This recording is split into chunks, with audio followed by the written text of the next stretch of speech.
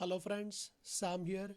Today what we are going to discuss about in Mule4 whenever I create JMS projects. So generally what we do, generally whenever we say point-to-point communication using queue, so there will be one consumer for every message. Okay, and generally we do have one consumer for the whole queue. But is it possible to have multiple receivers for the queue? Very well, it is possible, friends. Okay, so look at this example. I do have JMS queue sender and I do have three receivers for the same queue. Let me show you that. This is training queue configured over here. Then for receiver 1, you can see I'm using the same queue, training queue.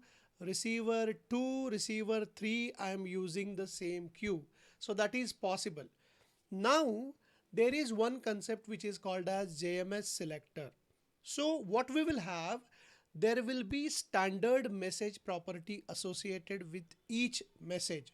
That property is nothing but priority, JMS priority. So here what is happening, sender is putting priority value for every message. So look at here, you can see that we are using this priority. So name of the this property is JMS priority, which is external to message. And whatever priority value 1, 2 or 3 coming from the postman as the query parameter, we are setting that to the message. So whenever sender is pushing messages in asynchronous fashion to the queue, then every message will have priority maybe 2, 1, 3, whatever, randomly.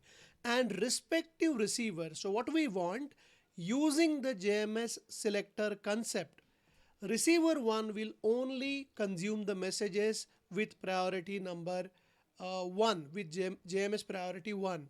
So here we are giving the selector condition JMS priority 1, right? Then you can see in receiver number 2, I do have the same condition, JMS priority equal to 2.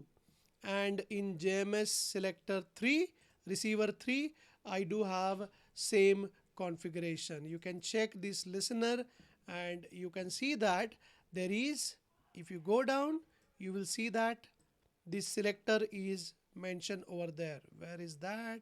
Yeah, you can see JMS priority equal to 3. So what is happening? This receiver 1, 2, 3, they are working in load balancing fashion, and all the messages with priority 1 will be consumed by one receiver, and with priority 2, second receiver, priority 3, third receiver.